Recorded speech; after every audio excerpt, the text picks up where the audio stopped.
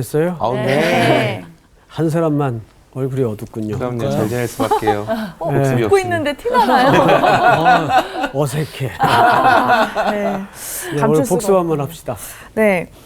지난 시간에는 그러니까 전체적으로 너무 답답하고 안타까운 좀 그런 마음이 들었던 시간이었어요. 왜냐하면 예수님께서 계속해서 그 이사야의 예언대로 표적을 보이시고 계속 뭔가 이렇게 좀 알아들을 만하게 행동을 하고 계속 그렇게 다니시는데 아무도 그 메시아를 앞에 두고 몰라요. 심지어는 바리새인과 사두개인들이 얘네들은 서로 친하지도 않고 잘 노는 애들도 아닌데 예수님을 정말 공공의 적으로 둘이 또 같이 하늘로부터 오는 표적을 좀 보여달라 또 이렇게까지 얘기하거든요.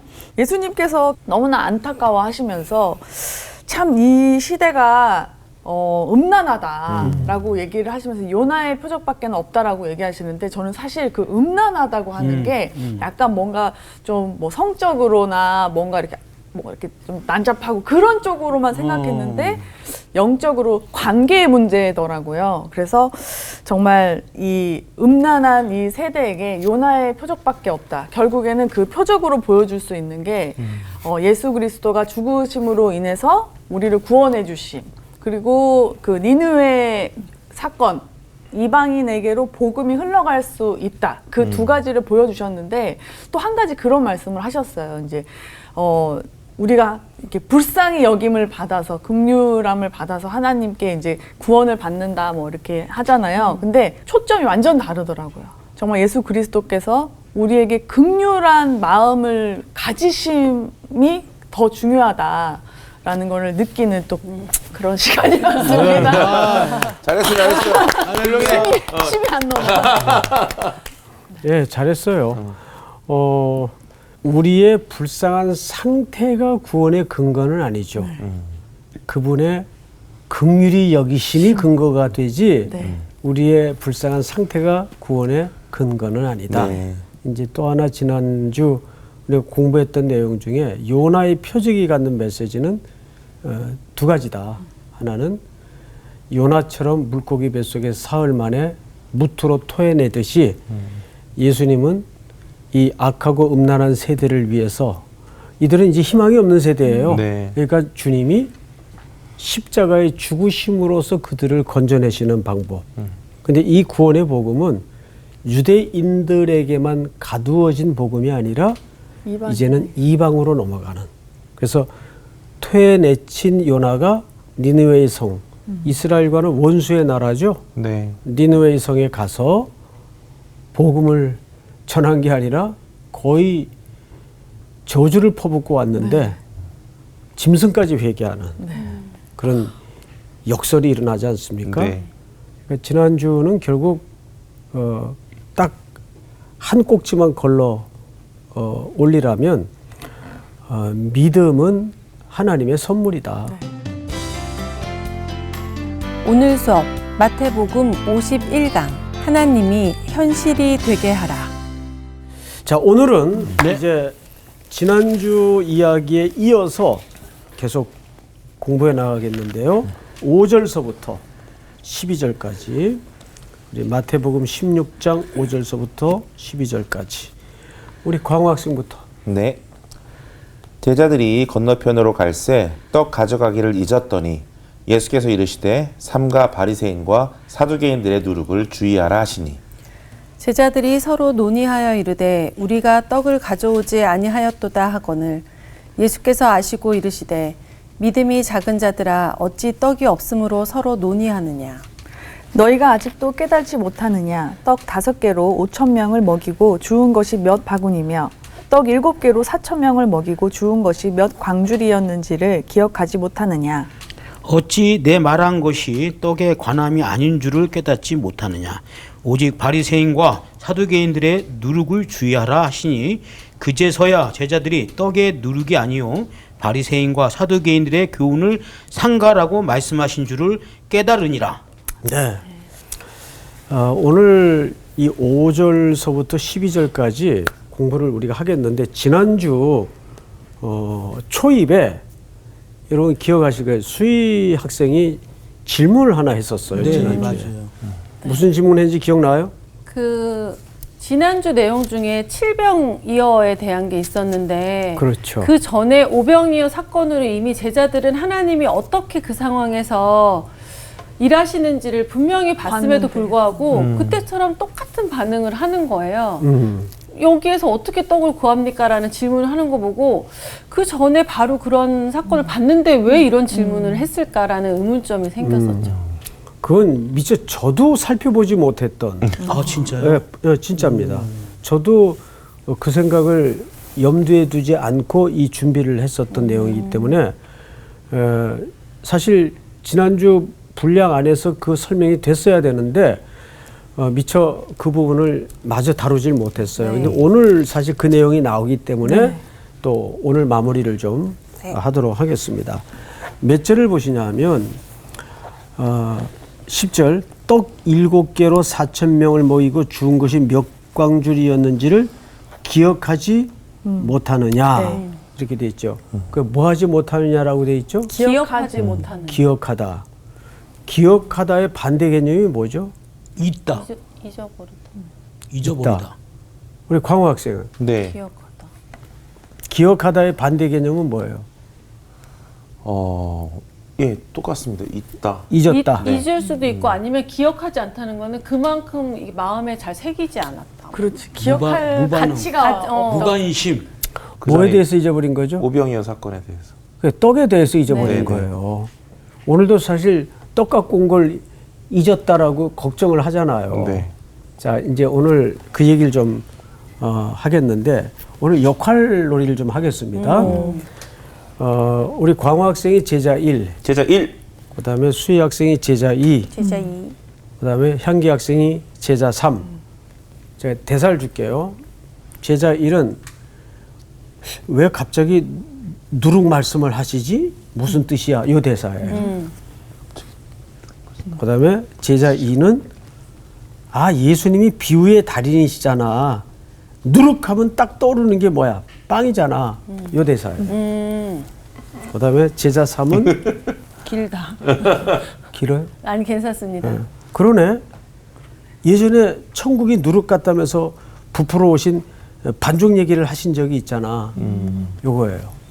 자, 우리 광호 학생부터 네. 시작.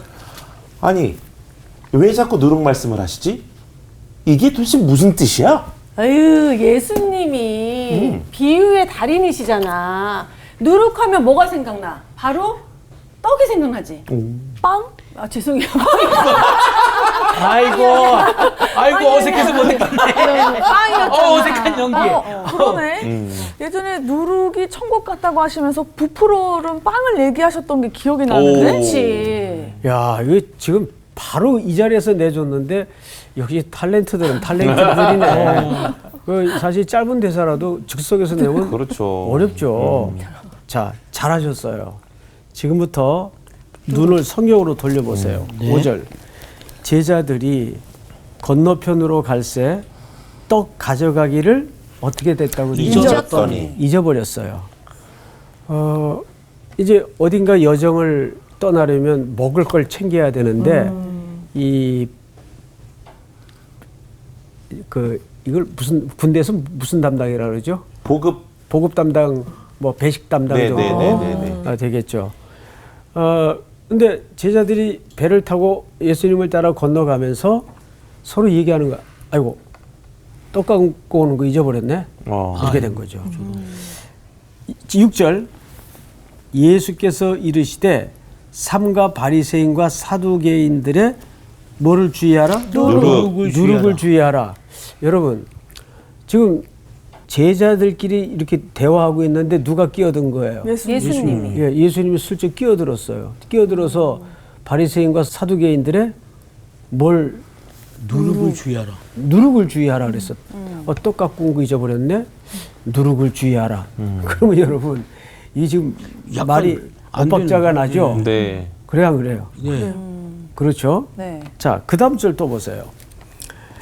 제자들이 서로 논의하여 이르되 우리가 떡을 가져오지 아니하였도다 하거늘 예수께서 이르시되 믿음이 적은 자들아 어찌 떡이 없으므로 서로 의논하느냐. 예. 그 제자들은 아유 우리 떡 안 갖고 왔네. 근데 그 사이에 예수님 무슨 대화로 끼어들었죠?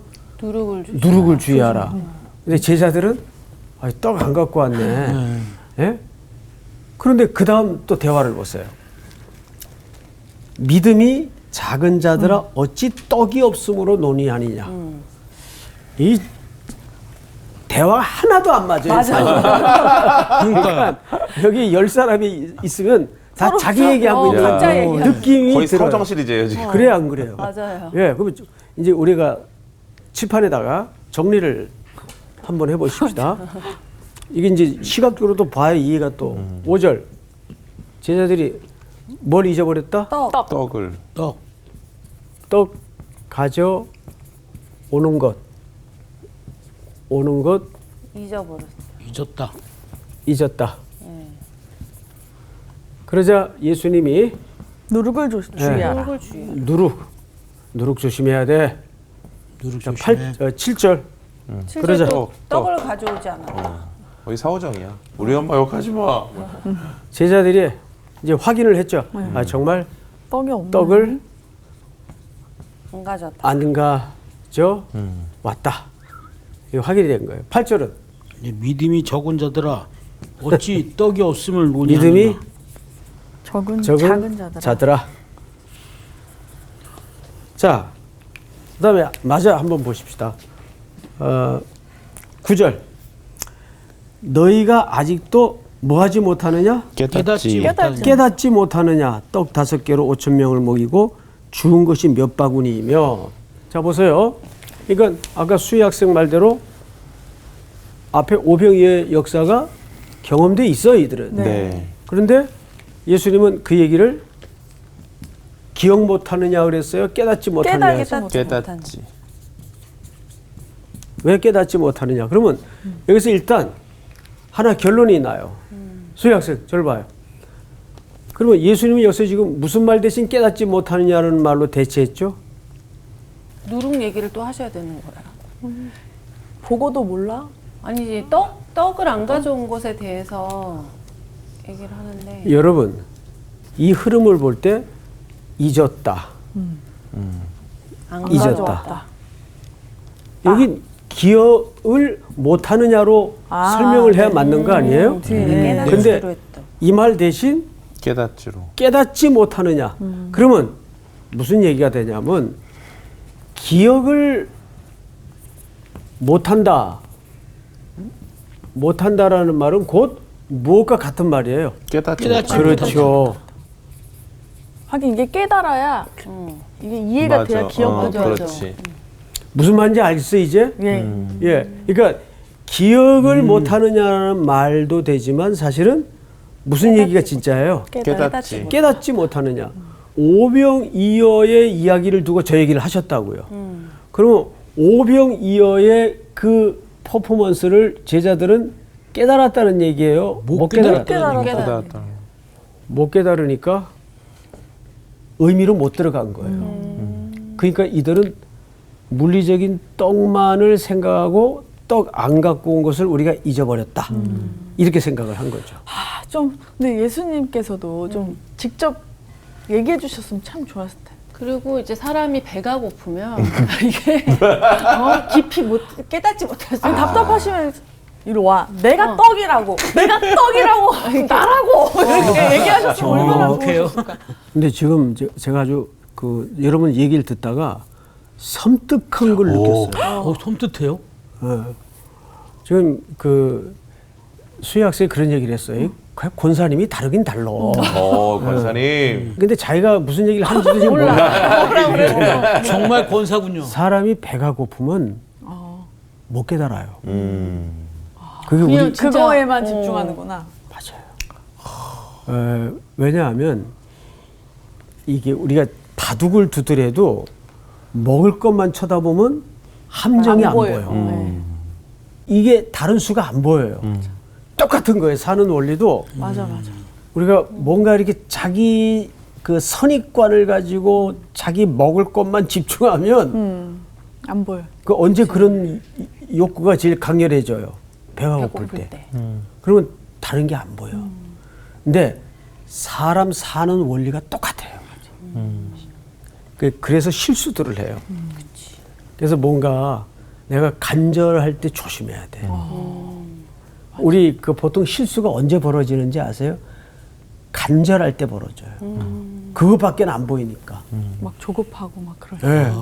저 남자 놓치면 큰일 날 것 같아요. 근데 그럴 때 조심해야 돼요. 사실은. 그래서 제가 이런 말을 우리 후배들에게 가끔 하는데, 목회라는 거는 네가 항상 해결하려고 그러지 마. 해결 받는 인생이 되라. 왜 그러냐 하면 내가 해결을 하려고 그러면 뭔가 자꾸 방법론적으로 맞아. 본질을 접근하게 돼요. 네. 그러고 실수가 벌어지는 거예요. 그러니까 해결하려고 하지 말고 해결 받는 인생. 해결 받는다는 건 누구한테 은혜를 구한다는 얘기일까요? 하나님께. 그렇죠. 저 자식을 키우면서 느꼈어. 그쵸. 맞아. 내 힘으로 뭔가 온갖 세상의 지혜를 구해서 이럴 땐 이렇게 제가 뭔가 방법을 찾아서 아무리 해보려고 해도 안 돼요. 안 돼. 그럴 때 진짜 마지막으로 차 하면서 진짜 하나님께 간절히 기도를 하죠. 도와달라고. 왜냐하면 우리 향기 학생이 딸에게 간절해서 그래요. 예. 예, 가끔은 어떤 태도가 정말 필요하냐면 바구니에다가 딸을 넣어서 나일강에 던져야 돼요. 아니 정말이에요. 네, 네. 모세 엄마가 네. 네. 태바를 만들어서 그 악어가 우글거리는 나일강에 던질 때 심정이 어땠겠어요? 그건 맞아요. 하나님 앞에 맡기는 방법밖에 네, 네, 없어요. 그렇잖아요. 네. 참 우리 인생이 그래요. 원래 아주 중요한 얘기를 한 거예요. 사실은 배가 고플 때 안 깨달아져. 이게 중요한 얘기였구나. 그 문제는 자기가 뭔 얘기를 하는지 얘기하는지 모르고. 몰라요. 조건사님. 사실 제자들의 문제가 거기 있어요. 바리새인과 서기관들의 문제도 거기 있어요. 그들은 이미 사실 자기가 만든 하나님을 따로 믿고 있는 거예요. 허상의 하나님. 그러니까 신앙이 좋은 거예요. 자기가 만든 하나님이 자기 마음대로 조정이 되니까 자기는 신앙이 좋다고 생각을 하는 거예요. 이게 종교 현상에서 일어날 수 있는 아주 대체적인 반응들이 이런 반응들이에요. 그래서 우리가 제일 무서운 게 뭐냐면 빌립보서 2장에 나보다 남을 어떻게 여기고 낮게. 낮게 아니요. 시옷. 시옷이죠? 네. 예. 모르고 쓸 줄 알았죠? 자, 이제 이 부분을 두 가지로 해석할 수가 있어요. 어떤 사람은 나보다 남을 낮게 여기라 그러니까 광호하고 나하고 비교를 해서 나는 그래도 광호보다는 형편없어. 광호보다 훨씬 못한 존재야. 이러라는 말이 아니에요. 깜짝이야. 이게 가장 나쁜 방법이에요. 비교하는. 비교를 통해서 자기를 낮게 여기라는 말이 아니에요. 네. 여기서 나보다 남을 낮게 여기라는 말은 기준이 하나님 앞에서 하나님 앞에서 뜻이에요. 그러니까 항상 우리가 놓치고 살아가는 게 뭐냐면 하나님 앞에서 산다는 게 꼭 정직하게만 살아라는 그런 단순한 개념이 아니에요.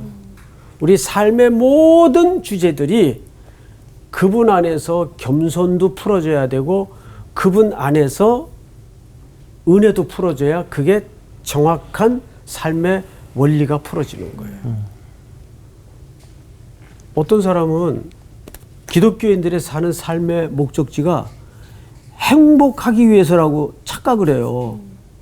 행복은 우리가 여정을 걸어가는데 하나님이 주시는 은혜일 뿐이지 행복 자체가 크리스찬의 목적지가 되어서도 안 되고 될 수가 없어요. 그래요, 안 그래요? 네. 네. 그러면 네라고 다 대답은 하셨는데 네. 그러면 크리스찬의 목적지가 행복이 아니라면 뭐가 돼야 되겠어요? 복음? 거룩이에요. 거룩. 하나님이 뭐라 그랬어요? 모세오경을 통해서 나도 거룩하니. 내가 거룩하니 너희도 거룩. 여기가 우리의 목적지예요. 네. 그래서 하나님이 우리에게 정말 원하는 것은, 자, 지난 시간인가 제가 말씀을 드렸죠. 출애굽에서 그들을 제일 먼저 어디로 끌고 갔다고요? 시내산. 거기서 뭐 했나요? 제일 처음으로 예배를 드렸어요. 예배. 바벨론 포로들이 돌아와서 아직 성전 지대도 놓지 않았는데 뭘 먼저 드렸죠? 예배. 예배를 먼저 드렸어요. 이게 진짜 예배의 본질을 회복한 거예요. 과거의 예배는 어떤 예배예요? 삶은 엉망이면서 형식적인. 멋진 공간 시설 안에서 멋진 형식을 지켜가면서 무수한 예배가 드려졌는데, 말라기 선지자를 통해서 하나님이 뭐라 그래요? 아, 이런 좀 거짓 예배 그만하자. 그리고 심지어는 누가 성전문을 닫을 자가 있었으면 좋겠도다. 네. 닫히잖아요. 그런데 바벨론 포로 70년의 고역의 역사를 끝내고 돌아와서 아무 형태도 아무 형식도 없는데 그들은 목말랐던 네. 타는 목마름으로 제일 먼저 벌판에다가 단을 만들어 놓고 예배를 먼저 드려요. 우리 팬데믹 상황 속에서 살짝이긴 하지만 그런 경험을 하잖아요. 얼마나 함께 스킨십을 나누며 네. 그 온도를 느낄 수 있는 그 예배가 그리웠나요? 네. 그러니까 그런 거예요. 그러니까 오늘 이 누룩을 조심하라는 얘기는, 자, 누룩이 뭐죠? 누룩이 뭐예요? 빵을 부풀게 하는. 그렇지. 빵 만들 때 쓰는 곰팡이. 두 가지 의미가 있죠. 영향력이 있다는 거예요. 누룩은 빵을 부풀게 하잖아요. 네. 조금만 들어가도. 우리 어머니들이 옛날에 집에서 간식이 별로 없을 때 만들어서, 그때 꼭 이스트라는 걸 넣어요. 밀가루에다가. 맞아요. 예. 그러면 아랫목에다가 보재기 이렇게 덮어놓으면 부풀어요. 아침에 이렇게 부풀죠. 그리고 그거 썰어서 이제 뭐 찍어서 먹기도 하고 그랬던 기억이 나요. 그때는 뭐 아이들 간식이 뭐 거의 없을 때니까. 그러니까 누룩을 조심하라는 말은 그 바리새인들의, 사두개인들의 종교적 광기, 열광주의, 이런 걸 조심하라는 얘기예요. 네. 그러니까 껍질만 붙들고 있는 그 종교의 형태가 마치 내용인 것처럼, 그러니까 종교의 형식이 내용을 대체해버리는 이런 것들을 조심하라는 얘기예요. 본질을 잊어버리지 말고. 그러면 복음의 본질이 뭐예요? 떡인데 그 떡은 누굴 가르쳤어요? 예수님을 가르쳤잖아요. 요한복음에서 예수님이 직접 자기를 그렇게 해석하죠. 네. 내가 하늘에서 내려온 생명의 떡이다. 떡이다. 생명의 떡이다. 자, 본문을 다시 보십시다. 자, 그런데 여기서 8절을 잘 보세요. 예수께서 아시고 이르시되 믿음이 적은 자들은 어찌 떡이 없으므로 서로 논의하느냐. 여기 논의했다는 말은 무슨 뜻인가 하면 걱정했다 그 말이에요. 자, 그러면 우리가 지난주서부터, 아니 그 앞서 시간부터 14장서부터 계속 나오는 주제가 이 믿음이라는 주제죠. 네. 풍랑이는 바다에서 제자들에게 질책했던 내용도 믿음이 적은 자들아 왜 의심하였느냐. 그런데 그 다음 15장에서는 수로보니게 여인에게, 가나안 여인에게 뭘 칭찬하죠? 크도다. 믿음이 크도다. 네 믿음이 크도다. 근데 지금 또 한 장 넘어와서 제자들의 뭘 지적하죠? 믿음이 적은 자들. 결국 믿음이라는 것은 혈통적으로 얻어지는 것도 아니고, 아버지가 신포도주를 먹었다고 아들 이가 시린 건 아니듯이 네. 믿음은 혈통적으로 승계되는 것도 아니고 말 그대로 하나님의 은혜이고 선물일 수밖에 없다는 걸 그렇게 설명하는 거예요. 그러니까 내가 믿었다는 것도 뭐예요? 내가 믿었기 때문에 구원을 얻은 게 아니라 하나님이 믿음이라는 선물을 주어서 내가 눈이 생기고 눈동자가 열어져서 십자가를 보게 되는 거예요. 우리 이제 수사적으로 이렇게 얘기하죠. 믿으면 구원을 얻는다. 말은 그렇게 하죠. 근데 이게 성경에 기초하는 어불성설인 얘기가 이런 얘기하고 똑같은 거예요. 자, 보세요. 언젠가도 이 그림을 제가 한번 그린 적이 있는데 여기 이제 이렇게 나무가 있어요. 나무. 목사님 그리실 때는 나무랑 사람이랑 다 선풍기 팔다리 아니야? 달렸으면 사람이야. 선풍기가 달달. 풍선가. 선풍기가 돌아가고 있네. 그 쓸데없는 얘기하지 말고 자 보세요. 이제 100m예요. 믿음은 구원을 얻는다. 여기 이제 사람을 세워놓고 저 나무까지 15초 안에 잘 너무 빨라. 15초도 너무 빨라. 20초 안에 뛰어갔다 오면 살려줄게. 뛰어갔다 오면. 갔다 오면 안 될 것 같아요. 이 시체인데 죽었는데 죽어 있는데 우린 죽었잖아요. 네. 이 말하고 똑같은 거예요. 아무 의미 없네 저거. 시간이랑. 그 가능해요 이 말이? 근데 지금 수사적으로 우리가 그렇게 말을 하고 있다고요. 예? 여기 영적으로 죽은 시체한테 저 앞에 100m 나무 보이지? 볼 수도 없는데 저 100m를 어쨌든 20초 안에 뛰어갔다 오면 살려줄게. 시체인데 우리가 너희가 믿으면 구원을 얻으리라. 이 똑같은 얘기 아니에요. 그러니까 거기서 말하는 믿음이라는 것은 뭐냐면 그러네. 믿음이라는 선물을 주셔서 살려놓고 수사적으로는 그렇게 얘기를 한다 그 말이에요. 믿으면 구원을 얻는다. 그러니까 믿음은 조건이 아니라는 얘기예요. 네. 네. 믿음은 조건이 아니다. 그래서 에베소 2장 8, 9절에 믿음은 뭐라 그러죠? 선물, 은혜, 조건 없이 주는 은혜고 선물이에요. 그래서 이 선물과 은혜의 선택에 입힌 사람들만 눈이 생기고 은혜로 눈이 열어져서 갔다 올 수 있는 거예요. 갔다 오니까 네가 믿으니 의로 여겼다. 창세기 15장의 얘기가 이 얘기예요.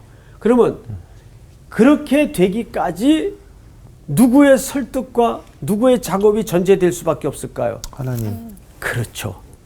하나님의 설득과 하나님의 작업이 전제될 수밖에 없는 거예요. 그러는 과정에서 우리는 어느 날 이렇게 고백을 나도 모르게 하게 되죠. 내가 이제야 예수 그리스도를 믿겠습니다. 네. 그럼 그때 믿은 게 아니에요. 네. 이미 그 앞에 하나님께서 작업 다 해놓으시고 그 작업을 우리는 하나님의 설복, 네. 하나님의 설득이라고 하는 거예요. 그러니까 믿음이라는 건 뭐냐 하면 시간 속에 하나님의 설득의 결과다. 네. 시간 속에서 만들어진 하나님의 설득의 결과가 믿음이지. 네. 내가 이게 서구식 방식으로 내가 믿었으니까 구원을 그거 아니에요. 성경은 그런 식으로 믿음의 논리를 가르치지 않아요. 네. 그러니까 내가 믿었다는 것도 결국 뭐예요? 성령의 역사와 하나님의 역사라는 말이에요. 여기에서 계속 아무래도 바리새인들보다는 제자들이 낫겠죠. 바리새인들은 아예 예수 그리스도를 안 믿는 사람들이고 그 중에 믿는 바리새인들도 나중에는 있어요. 그러나 어쨌든 예수님을 메시아로 거부한 사람들이에요. 그런데 그들보다는 누가 나아요? 제자들이 낫겠죠. 네. 근데 문제는 제자들 믿음의 상태는 어떤 상태였는가 그 말이에요. 여기서 말하고 싶은 것은 믿음이 없는 자들이라고 그랬어요? 적은 자들이라고 그랬어요? 적은 자들아. 적다는 건 무슨 뜻일까요? 광호 학생. 적다는 거는 시작됐지만 아직 미흡한 상태. 옳지. 그런 뜻입니다. 예를 들어서 믿음은 항상 현재 진행형 아니에요. 네. 내가 그래서 믿음에는 두 스테이지가 있어요. 신분적 믿음이 있어요. 예? 이건 내 공로 내 의지로 되어지는 문제가 아니에요. 그러니까 어느 날 하나님의 은혜로 붙잡혀 거듭나는 순간이에요. 네. 그러면 이때는 신분이 확보돼요. 근데 그 하나님의 자녀 또는 성도에 맞게끔 그 신분에 합당한 존재인가는 다른 문제란 말이에요. 네. 그 합당하게 되려면 어떻게 해야 될까요? 그 다음에 이제 만들어져야 되겠죠. 제가 가끔 그 도장 파는 얘기 옛날에 한 적이 있어요. 그죠? 기억나요?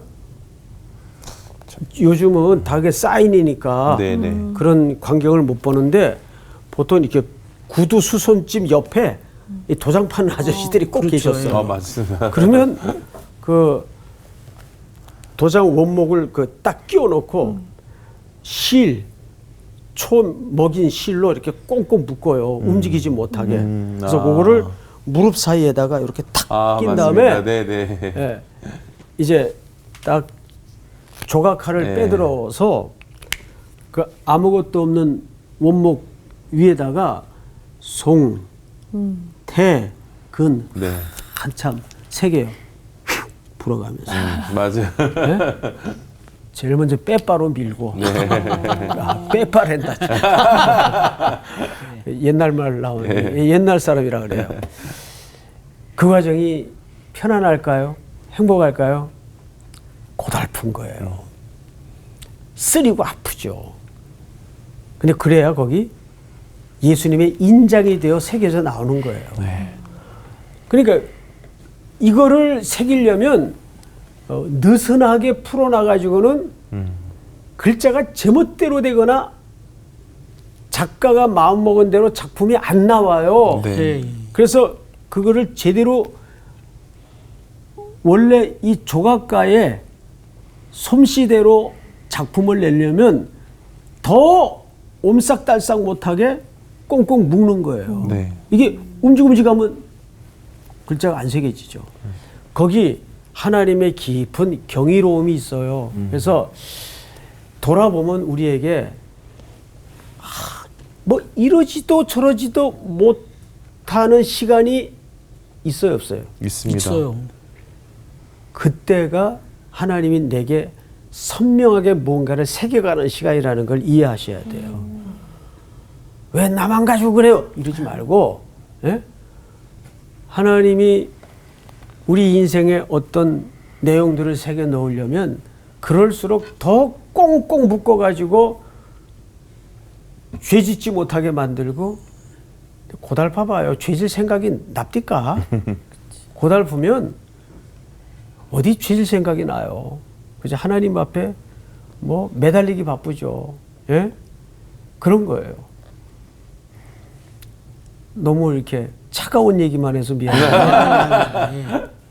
이렇게 좀 진흥되고 뭐 격려되는 얘기가 좀 있었으면 좋겠는데, 근데 돌아보면 그런 시간들이 우리를 만들어 갔던 것 같아요. 네. 대체적으로 우리의 삶이라는 것은 참 지난한 싸움이고 지난한 일상이에요. 근데 그거를 잘 감당하는 게 대단한 거예요, 사실은. 그래서 예수님이 이 땅에 계시는 동안도 예수님 스타일이 있죠. 습관을 쫓아. 늘 하시던 대로. 이게 예수님 스타일이에요. 네. 이게 목회도 이제 어느덧 40년이 넘어가다 보니까 그냥 습관적으로. 어떤 때는 이렇게 텅 비어버린 것 같아요. 40년의 시간이. 뭐 했지? 뭐 별로 한 것도 없는 것 같은데. 이런 거죠, 뭐. 나를 키운 게 늘 어머니가 또는 와이프가 해준 밥 먹고 내가 생활을 했지. 어디 멋진 음식점 가서 스테이크 잘랐던 그게 나를 키운 게 아니거든요. 그런 요란하고 대단했던 몇 번의 음식이 광우학생을 만든 게 아니란 말이에요. 네. 와이프가 오늘도 뚝딱거리고 찌개 끓여주고 그건 남지도 않아요. 기억에. 근데 그게 우리를 만들고 키워요. 네. 이게 일상의 힘이에요, 사실은. 우리가 이런 걸 소홀히 여기서는 안 돼요. 그러니까 이 얘기를 하는 이유가 뭐냐면 믿음이 적은 자들아. 이 사람들이 지금 뭐 때문에 믿음이 적다는 지적을 받았나요? 잊었어. 당장 오늘 한 끼 해결할 떡 문제로 염려에 묶여 있었어요. 무엇을 먹을까 무엇을 입을까 하는 것은 다 누가 구하는 것이라고 그랬죠? 마태복음 6장에 이방인들이 구하는 네. 것이요. 여러분 왜 이방인이라는 표현을 썼을까요? 이방인의 그 당시 대명사는 이런 뜻입니다. 하나님을 아버지로 두지 않은 존재. 이게 다 이방인이에요. 혈통이 이방인이 아니고 하나님을 아버지로 두지 않는 존재. 그럼 우리가 하나님을 아버지로 뒀다는 건 뭐예요? 예? 수혜 학생. 네. 하나님이 아버지시죠? 네. 향기 학생도 마찬가지죠. 네. 그러면 내 이 모든 미래와 현재와 삶을 어떤 태도로 사는 게 정상일까요? 참 딸로서. 그 딸로 사는 게 어떤 삶일까요? 아빠 말 잘 들어. 아빠 말 잘 듣는 거? 아니, 글쎄. 아빠 이름에 먹칠하지 않고 너무 그렇게 헌신적인 생각하지 마시고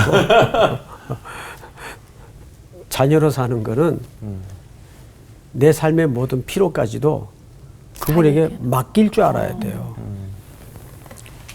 우리 아들이 이제 열심히 요즘 취업 준비를 하고 있는데, 그래서 제가 이제 이놈을 보면서 어떤 생각을 하냐면, 저는 8살 때 아버지가 돌아가셨어요.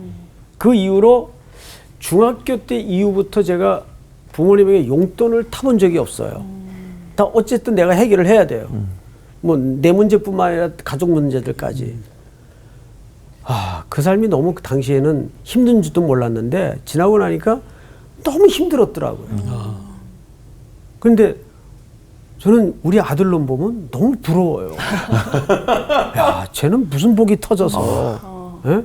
너무 좋을 것 같아. 우리 아버지는 그렇게 내 일상의 삶과 그런 만남으로 소소하고 사소하게 만나야 돼요. 우리는 근데 무슨 이벤트만 벌어질 때 늘 하나님 만나러 들어가는 게 문제죠. 그렇지 않습니까? 네. 무엇을 입을까 무엇을 먹을까 염려하지 말라. 그러니까 이 제자들의 문제는 그 염려라는 건 마음이 나누인다 그 뜻 아니에요. 이럴까 저럴까 마음이 나누이는 삶 얼마나 피곤하겠어요. 그 믿음이 작다라고 하는 기준이 나는 되게 애매하다라는 생각을 저는 했었는데, 이게 우리 삶에서 보면 여기 제자들도 그렇지만 뭔가 문제가 있어요. 이게 해결됐을 때는 진짜 예수님 이랬다가 이 예수님을 의지하는 삶이 그 내가 필요한 순간을 벗어났을 때는 적용이 되지 않는 삶이 되는 거를 예수님 기준에서는 믿음이 참 작다라는 표현을 쓰신 걸까요? 그 얘기입니다. 뭐 더 이상 공부할 거 없어요. 오늘 공부는 여기서. 감사합니다. 나도 우리 아들이 그렇게 부럽다. 왜냐면 나는 우리 아버지한테 늘 두들겨 맞고 살았는데 뭐 잔소리를 하지만 일단 한 번도 회초리도 들어본 적도 없고 원하는 거 다 해주니까 난 너무 부럽더라고 우리 아들이. 근데 본인은 잘 모르겠지? 모르겠지. 하나님이 지금 오빠한테 하는 말씀이세요. 그러네. 똑같은 맞았어. 바로 오빠, 그거예요. 내가 계속 해주고 있는데 맞아, 너 모르지? 우리 막 이렇게. 맞아. 광우 등에 내 아들 새기고 있는데 지금 얘 모르는구나. 우리 딸은 또 울겠네. 딸 얘기 나오면. 딸 얘기하면 안 돼. 우리 저 아내가 음식을 되게 잘해요. 근데 아까 보니까 아내가 한 음식 때문에 내가 이렇게 살이 쪘잖아요. 예? 원래 원래 쪘잖아요. 그 전부터 쪘던 걸로 알고 있는데. 아내분이랑 음식만 드신 게 아니잖아요. 결혼 전부터 쪘던 걸로 알고 있는데. 그럼요. 이렇게 오히려 받아들이네. 이렇게 받아들이네. 아유, 그렇다 칩시다. 근데 제일 중요한 게 예수님도 습관에 따라 기도하시고 행동하셨는데, 우리가 정말 믿음의 기준에서 제대로 된 습관이 뭐가 있나, 나도 모르게 됨이 뭐 있나, 이게 좀 점검해보는 한 주를 보내고 우리 다음 주에 만나요. 네. 그래요. 급정리. 안녕. 다음 주에 봬요.